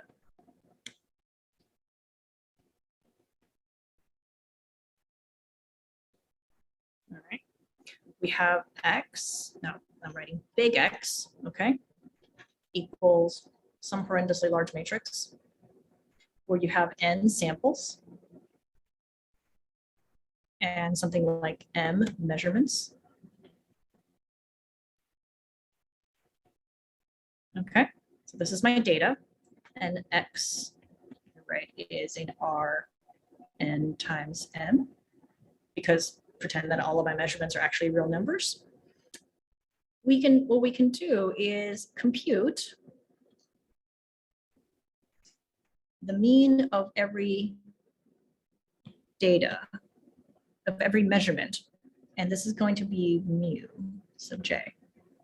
Okay, so this could be like height. Okay, so mu sub j, if the column is height, then mu sub j would be the average height. Okay, and then another column here, we can compute the mean of that. All right, so this is another mu sub another j. And if that measurement were your arm length or something, then mu sub j would just be the average arm. Once again, as we know, taller people tend to have longer arms, right? So not only does the height of the people has a variance and the arm length of people has a variance, they also have a covariance. Right? Longer arms are generally found on taller people. Not perfectly, but there's certainly a strong variance here. And so what we're going to end up computing is this thing called not just the variance, but C, the covariance matrix.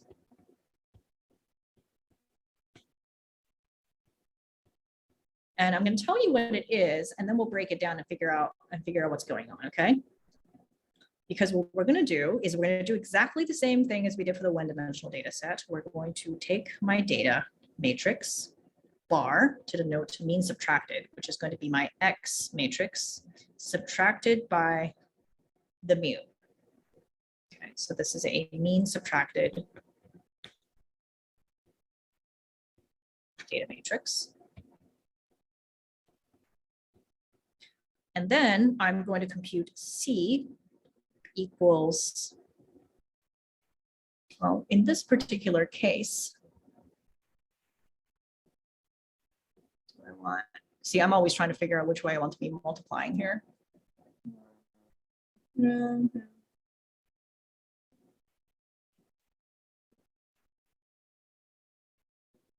think I want to do, let's see.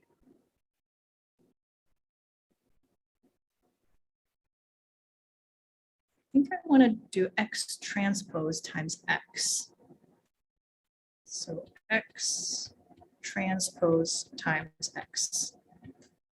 Okay, so we draw this out to make sure I'm doing this right.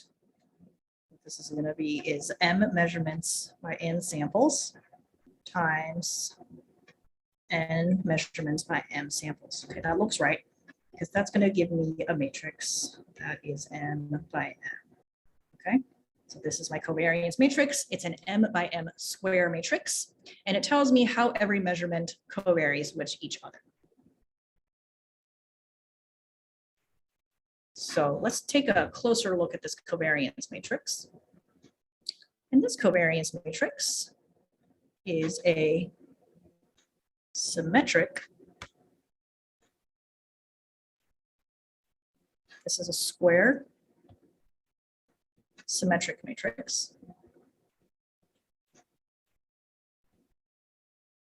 where on the diagonal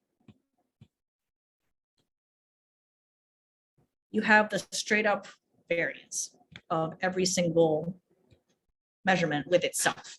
So see, this is the first measurement's variance, second measurement's variance, et cetera, and then CII, right, is the variance of the ith variable. On the off diagonal is where the really cool stuff happens, because that's where the covariances live. This stuff up here is CJI and IJ, and it's symmetric because, you know, if the arm has a covariance with the height, it's the same as a covariance of the height to the arm. Okay. So these are the covariances, and then on the diagonals are the regular variances that you are used to if you are used to analyzing data in one dimensions. Okay. Now, here's the fun part. Because what happens now is we have now, again, we've made something horribly complicated, right? We have taken a matrix that's n by m, n could be the number of samples, m could either be larger or smaller, it doesn't really matter, this works either way. And I have now turned this into a very large M by M matrix. So it could be like, M could be like 100 or 1,000 or 1,000,000. Okay, so I've made something kind of small, kind of big. But what that allows me to do is then simplify it further. because as we said, there's lots of measurements. Let's consider morphological measurements of humans for now, right? There's a lot of measurements that are so highly varying that we don't actually have to measure them individually, like how tall your legs are, each segment of your arms, right? And that's proportional to your height, which is proportional to your feet, right? And then there are things that you can measure that are really not correlated with your height, like the color of your eyes, for example. Okay. So what you can see by looking at this covariance matrix C is whether or not I can actually simplify this representation of the data by taking its eigendecomposition.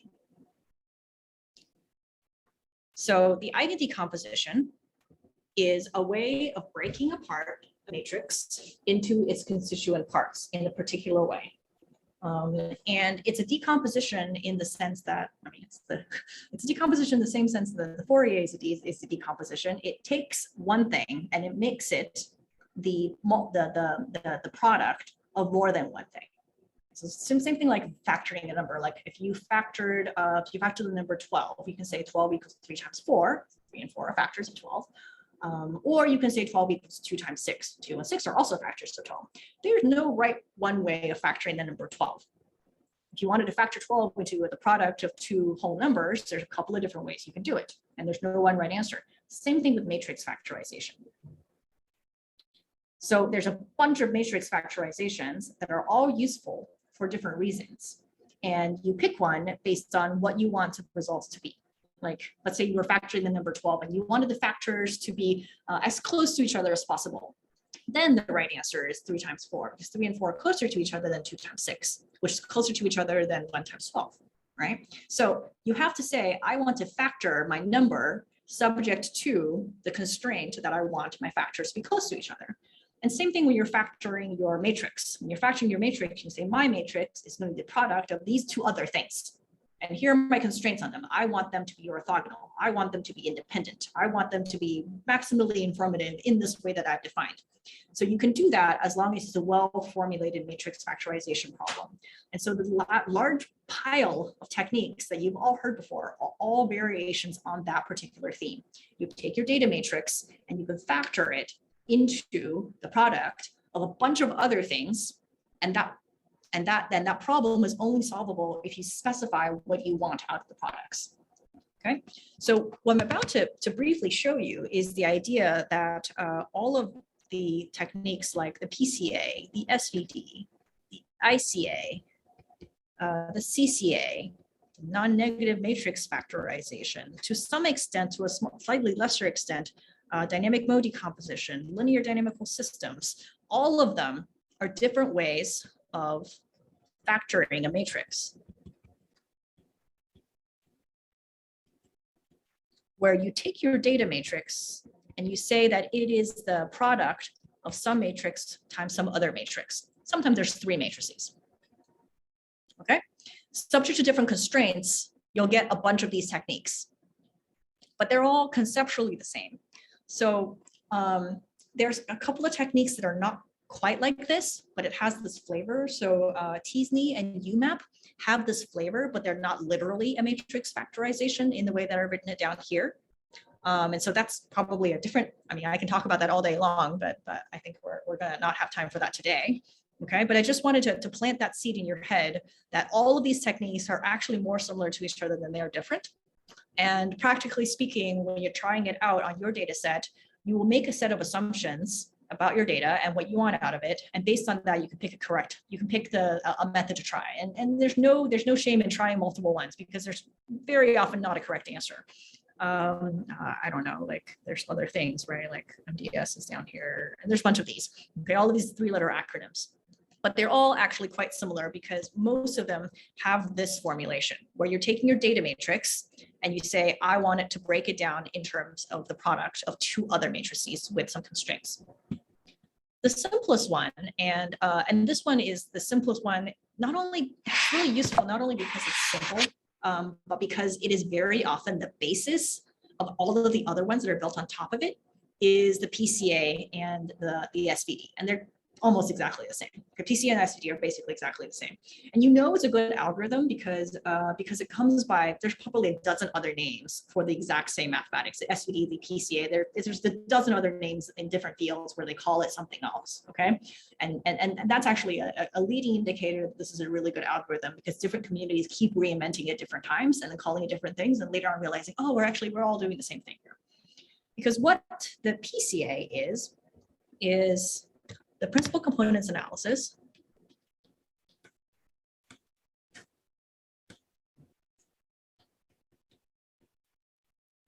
is the eigendecomposition of the covariance matrix.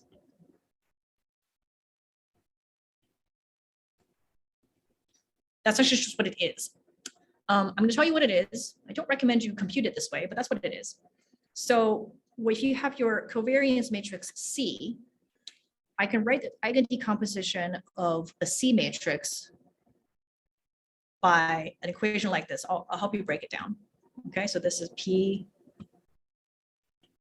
principal components analysis, and we have our covariance matrix here, which is this C matrix. Okay, and what I'm doing is that because it's a symmetric square matrix, I know I can do this decomposition, and what you end up getting are these are my eigenvectors. And then the D's are my eigenvalues. And then T ends up being a set of eigenvectors. So this is eigenvector 1, which is the first PC, eigenvector 2, which is the second PC, et cetera, et cetera. And then my eigenvalues is actually a diagonal matrix where I have lambda 1, the first eigenvalue, the second eigenvalue, et cetera, et cetera. These are zeros, those are zeros, nothing on the off diagonals. Okay. And they actually match each other. So this is what is typically called PC1, PC2, and they match each other in the sense that the first eigenvalue corresponds to the first PC, and then the second eigenvalue corresponds to the second PC, and et cetera, et cetera. Okay. And these lambda I squared is the variance explained by B sub I, okay?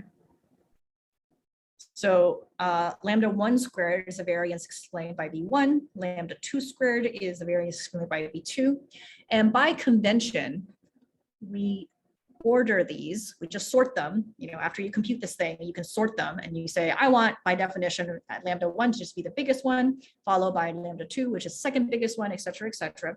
And it's all sorted from big to small, okay? And this is by definition.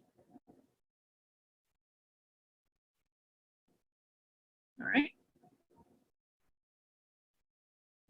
So this is what the PCA is, but I don't actually recommend that anyone computes it this way. You would either, practically speaking, either use a built-in PCA function in whatever programming language you happen to be in, or you would compute what's called a singular value decomposition, and then try to figure out which columns are which rows and figure it out from there. And another practical point is that when you are computing the PCA, there are, because of this property that all of the PCs are sorted from big to small, this is where the denoising property of this technique comes in. Because if the first PC explains the most variance, followed by the second one, followed by the third one, you can reduce the dimensionality of your data by saying, okay, so I'm actually going to throw away everything after 10. Okay, so maybe I took 100 different measurements, But because they're all so correlated to each other, all I really need are the first 10 PCs. And it encapsulates all the data, but I don't actually need to keep track of that many variables. And we can then build a model, kind of like the ones, for example, that Simon was talking about, where we can then build a 10-dimensional model or even a 2-dimensional model, even though I had 100 things that I was measuring. And that helps us ignore some things that we didn't really need to pay attention to in the first place. And it makes it so that our models are concentrating in the right areas. Another property of PCA that makes it really attractive, and this is a consequence of the fact that the covariance matrix has to be a symmetric matrix of this kind. It's a square symmetric matrix. And because of that, what we're guaranteed is that these guys, all of them, are orthogonal. Okay. And what that kind of means, I'm going to try to draw a picture of it. Okay. What it kind of means is that you've probably seen this picture before, where somehow the PCA gives you the ability to find the direction of maximal that explains the most variance in your data set. And so what happens, because they are orthogonal, is that it's another way of normalizing and orthogonalizing your data so that your various factors no longer necessarily affect each other because they're all orthogonal. Okay, they project onto each other, not at all. They're going in different directions here.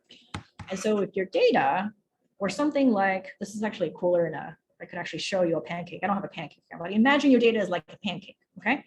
So you have some axes and your data is kind of like a flying pancake. I don't know if it's breakfast time. Maybe I'm getting hungry. So let's say your data is a flying pancake, okay? It's like this, it has some depth, it goes like this, okay? Now, what happens when you compute PCA or SVD of this thing is you're going to deciding that this is PC1, and then the orthogonal axis of the circle is PC2, and then the thickness of the pancake is going to end up being PC3. So when you transform your data onto those coordinates, PC1, PC2, PC3, your pancake is going to get blown up into a sphere. Okay, so PCA is a really good way of turning a pancake into a ball. And this is a really good idea for a couple of other reasons. Hey, Bing. Yep. There was a question online, and I gave the short answer, and then it removed the question from the Q&A. So I will repeat it to you. Emily asks, can you do PCA with time series data? Great question. You can because you can do the PCA on anything, right? Like it's a turn crank algorithm, and if you give it a matrix of any kind, you can compute the PCA of anything you want. It is not necessarily always a good idea, but you can do it, because what you end up with when you have time series data is that your samples, instead of being independent samples, like each sample was a person, your samples are now no longer independent. They're related to each other in time. Okay, so if you just naively do PCA on time series data, what you're essentially doing is treating each time as an independent measurement. Like it didn't matter the order in which your measurements were collected. You could have collected them at random times with no relationship to each other, and PCA does not respect that. So you can do it. And people do it all the time. I do it all the time. So there's nothing wrong with it. But you have to keep in mind that's an assumption that's being made by PCA. It knows nothing about time. And I could have actually planted this question because what I'm going to then, because Emily, you asked, thank you for the question. I'm going to show you what you might do with time series data instead. So there's basically like, you can do PCA on time series data, but it may not be a good idea. And there are other tools that you might consider using. And you might confuse using instead, including something like this, okay? So this is an example of a data set that is a time series data set. Okay, so I'm gonna set some movies, I'm gonna play it, right? So here's my data set. And it's a movie, okay, where I'm using a movie because we're very, very visual creatures, humans are, and so it's really intuitive to look at movies. This could be anything, but right now they're pixels. So it's 80 pixels by 80 pixels. Each pixel is a measurement, and it's not an independent measurement, but it's a measurement, right? So technically this is 6,400 dimensional data. If that sounds intimidating, it should be, because that's a lot of data. Like movies are huge, right? But you can see that each pixel is kind of coded in a movie by the color. And you can see that even though the data is noisy and varies in time, there are patterns in it. Now, hopefully what you can see by just looking at it, if I had to, I do this, I've done this with many audiences, so I know what you're going to say, is if I ask you, this is 6,400 dimensional data, but how many things are happening in this movie? Okay, because it's certainly not 6,400 things. There's not that many things going on in the movie. And if you look at it, hopefully what you can come to by yourself is the idea that there's actually only two things happening in the movie, right? There's kind of a ovally typey thing here that's kind of fading in and out, oscillating, starting to look like Simon's Fourier Transform. If it looks familiar to you, there's a good reason for it. And then there's a square here, which is also oscillating in and out, right? But the two of them are oscillating at different frequencies. So my goal, if I'm analyzing this type of time series data, is twofold. One, I want to reduce the dimensionality, because I don't want 6,400 dimensional data. I want two-dimensional data, because I've looked at it and that's what this data is. It's two-dimensional data. And furthermore, I want to separate the two things that are happening. I want one mode or principal component or whatever that is the circle, and I want another mode that is a square. That's what I want. Okay. Now, what happens if I hand you this data set, if I just email it to you, okay, and you do PCA on it, here's what's going to happen.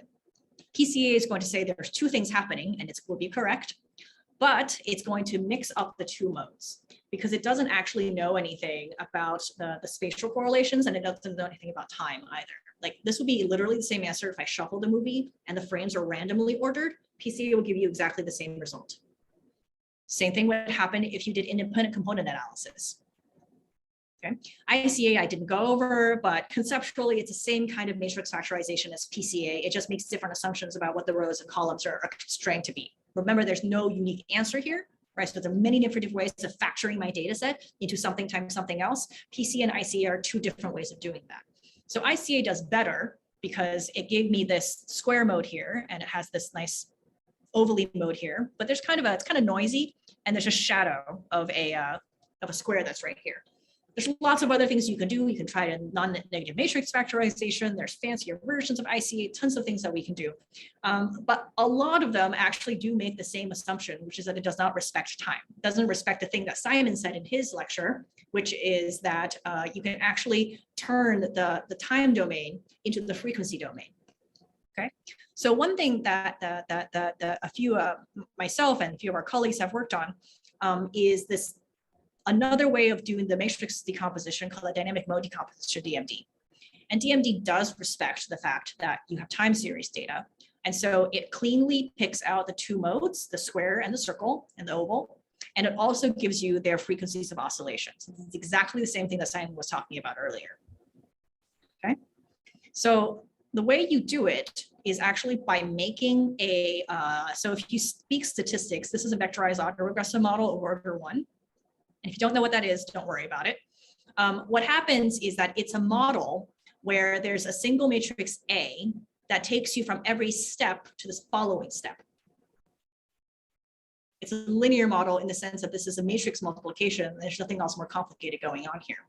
Now, what's not great is that if you think about solving this problem, A is actually has a dimensionality of however many measurements by however many measurements. So in the previous example we had, A is going to be a 6,400 times 6,400 dimensional matrix, a gigantic matrix.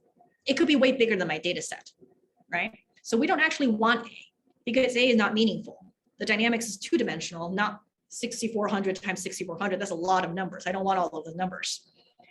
So what DMD does is solves for the key principal components of A without actually ever solving for A.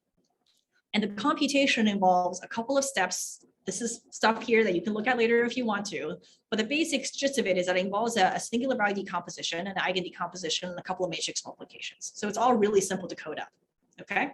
And what you end up is a decomposition of my data set where space and time have been separated. So these phi's are all of the spatial modes, the circle and the square, and the eigenvalues here is everything happening in time. These lambdas here are complex valued, which is exactly what Simon talked about. And so if you take a complex value to the power of t, you start getting oscillations around the circle. Okay, so that's why this ties in with Simon's lecture.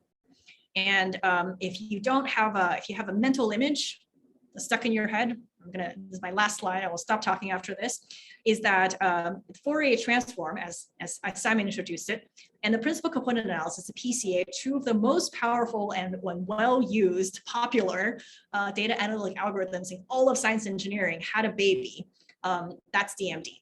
And just like all children, they inherit some of the best and the worst of the parents, right? There's a lot of limitations for Fourier Transform, DMD has them. There's a lot of limitations, PCA, DMD has those as well. And so it's not a silver bullet, but if you ever have high dimensional data and you find yourself wanting to do Fourier analysis on high dimensional data, DMD is something that I recommend as one of the steps you might try.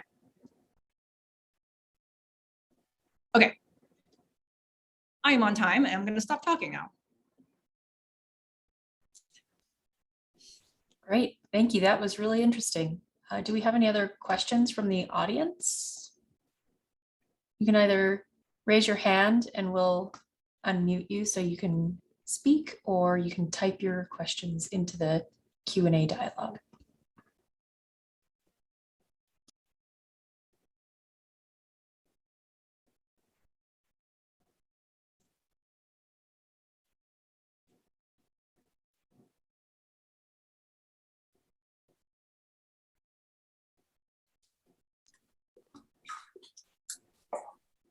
Looks like So Brad. can you hear me? Yep. So thank you for that. So one question I have is when it comes to the flashing, your DMD example, the flashing square piece not only has a frequency component, but there's also kind of spatial component to it as well. And Yep. Does that require just more, more fine-grained tuning of the algorithm, or is there another tool that you have to use in addition to capture that kind of information? Yeah, that's a great question. So the spatial component in the example I showed is actually not explicitly part of the model. Those pixels could have been peppered all over the screen, and as long as they were correlated in time, DMD would have picked them out, right? So that's both a strength and a weakness, because this doesn't have to be spatial data. Like your measurements don't have to be pixels that are spatially proximal to each other. They could be arbitrary measurements that happen to correlate in time, right? So that's a strength. It's also a weakness because sometimes you want those spatial relationships to build a better model so that it's cleaner if there's noisy, right? You kind of want to know, oh, these two pixels are really close to each other. So I think they might be more correlated than these other two pixels that are really far apart. And that helps if your data is really noisy. And so the plain version of DMD I showed you does not do that. But there are tweaks and things that people have developed on top of the regular DMD algorithm that does do parts of that. And so those are just like, it's doable, but it's not the simple version I showed you. Thanks.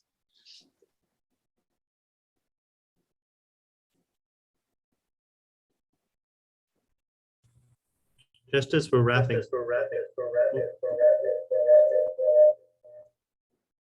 Sorry, I keep unmuting the wrong one. Just as we're wrapping up, I thought that was really elegant, Bing. It seemed, I think one of the themes that Bing and I are touching on is that we oftentimes hear of all these different algorithms and approaches that we can take with our data, and they can get a little overwhelming. It can be hard to sort through them. And at least for me, and I can probably speak for Bing, that once we sort of understood some of these mathematical similarities between them, it became a lot more easy to sort of understand and connect them to each other. So Bing, I have a question for you. If folks wanted to follow up and get more, they could dive into DMD or something like that. But if they wanted to get more of a mathematical foundation beyond this, is there something that you would recommend as a good starting point to go deeper? I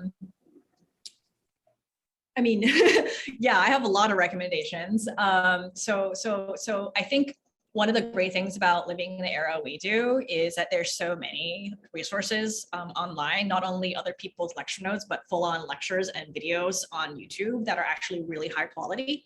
Simon has already recommended the lectures of 3 Blue 1 Brown.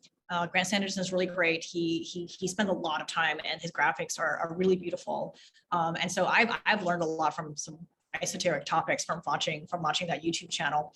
The other one is I'll declare up front my conflict of interest. There's a YouTube channel called Eigensteve, to whom I'm married. So Steve Brunton has a bunch of videos on the mathematical foundations of data analysis and dynamical systems and control theory, which relates to what Simon was talking about earlier. So that's people seem to really like those videos. I mean, I like them. Again, I'm just declaring my conflict here, right? So I do recommend it because a lot of people do like them, and there's a lot of stuff that you can dig into if you want to know anywhere from the mathematical foundations as well as practical tips in terms of what you would actually code up to analyze your data set using a lot of the stuff that both Simon and I talked about. Right, yeah, and I think part of I did it again. I need to hang up from one of my calls. And I think one of the things for everybody. I think that clearly our lectures are reverberating with each other. Yes, exactly right. Yes, you should decompose that. I think it's good feedback. Yeah, right. We need to filter it. What we're hoping of that is that you have some tools now, so that when you're reading about these things in paper, to sort of know what's coming up and a little bit of the language about them, so that you can follow up. Because I think that's the piece that's missing between these lectures that are really available on YouTube and other sources. Bing has really good lectures on YouTube too, by the way. I learned a lot from those. So just sort of fill those in. But when you see these elements popping up in papers now, including our papers, hopefully they're a little more understandable. Yeah. Please join us. Okay, Hari Krishna raised his hand. What's up? Hey, I was just wondering if there's a way to I was just wondering about this, maybe a toy example where maybe the flowers that you had was moving in a plane, not just in X or Y, like maybe a combination of these two, and then you have measurements in 2 directions. And how would you tie in DMD with like a MIMO system, maybe like how you're trying to model the linear time invariant nature of the of how the moth is tracking the flower? Like, what if you add more dimensionality to it? Like, how would I use these 2 distinct tools that I've seen? How do I use them together? So in that case, you would have a 2-dimensional input, and actually you could treat each of the directions as separate inputs, and each of the directions of the moth's movement as separate inputs. We haven't published this paper yet, but those actually end up being separable, so they don't interact. So their covariance would actually be it would be 0 there. But if they were interacting in more complex ways, like if you took some of the rotations that the moth would produce, those would be coupled together. And then what you could do is if you tried to analyze the inputs differently, independently, you might find that there's sort of a mess of a response to each of those. But if you took the inputs, now let's imagine moving in 3 dimensions plus 3 directions of rotation, so that you would have 6 inputs. Now you could try and collapse those 6 inputs down to just a few separable modes of activation that the system responds to. And there you would use techniques sort of like what Bing was talking about. You could actually try and use PCA, but these ones that take into account the dynamics might separate them better. Bing, do you want to add anything to that? Yeah, I totally agree with everything Simon said. And then my only addition is to say that there's actually a quite a bit of work gluing together these different concepts, because DMD is a way of learning a dynamic model, and then basically becomes the block, right? It's more of a state space model rather than the frequency space representation that Simon talked about. But they're basically 2 sides of the same coin, right? If you're talking about closed loop control systems. And so what has been done is there's a version of DMD where you can basically use it to learn the dynamic model and then build a controller for it.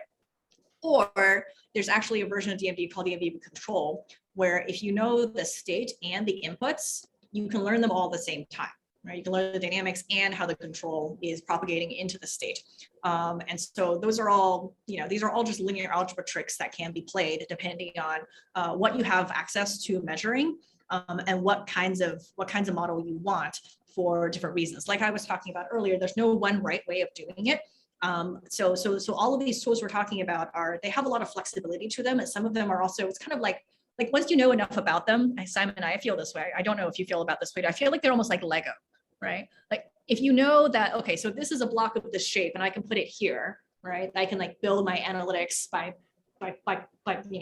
doing a PCA and then do a TZ and then you do a clustering and do this other thing. And then if you know what type of block you just put in, you can then, it's modular. You could like swap it back out and do something else in its stead, and everything else can remain the same. And so I think that's why, for me, understanding the mathematical foundations of these tools is so interesting and powerful. It's like once you understand it, it's not magic anymore. It's just, these are just blocks, right? And you know that this is, if you understand this type of tool, then you also know, okay, so if not this one particular tool here, I can swap it out and do something else. And so that's kind of where DMD might fit into the type of system that Simon talked about with tracking the flowers. Yeah, we didn't give you all of the mathematical tools that you would need to do that analysis. The state space representation is another way of describing those differential equations that then you can go in and find the transfer functions, or the way that I described it. I started from a very sort of frequency domain perspective to sort of give some intuition about that, which is the other way of sort of starting there. You can actually sort of get to the same point from Stu's starting point. We may cover that a little bit more in the next workshop, and that's probably a good point to end, actually, is that we have, although there is one question we'll get to in the Q&A for Bing. We'll have another workshop coming up with Doug Altshuler and Matrices, who will be talking more about these topics. And then as long as things get organized properly, we will do a session where you can bring data and we can talk specifically about data for different systems. And then we can dig into it a little bit more, and that might be a fun kind of data set to play with there. So great question. Thanks for bringing that up. Bing, there was a question in Q&A for you. I don't know if you saw that. Yes, yeah. I typed in an answer. I'll just answer real quick. The question from anonymous attendee is it possible to DMD an only time series measurement? The answer is yes, of course it is. However, you would just be doing Fourier transform. They're equivalent, just like my penguin picture, right? If there's not a spatial component where you have lots of data, then doing the DMD is exactly the same as doing the Fourier transform. They're literally the same thing. It's the same equation, okay? So yes, you can do it, but I would call what you're doing Fourier transform, which is what Simon talked about. And if you didn't have time, or if you didn't have time and no space, then you're lost. Oh, that's and if you had no time and only space, then you would be getting that PCA, right? Yeah, right. Or any of the pile of techniques that are based on PCA. Okay. All right, folks, I think we're a little over time now. We should wrap up. Is anything else, Brooke, that we need to go over? No, I think that's it. We will be in touch with everybody soon with the date of the follow-up workshop, where you will learn more information and some new techniques. And then we will also discuss the technique-focused, more hands-on tutorial at that time. Thank you all. Thanks, everyone.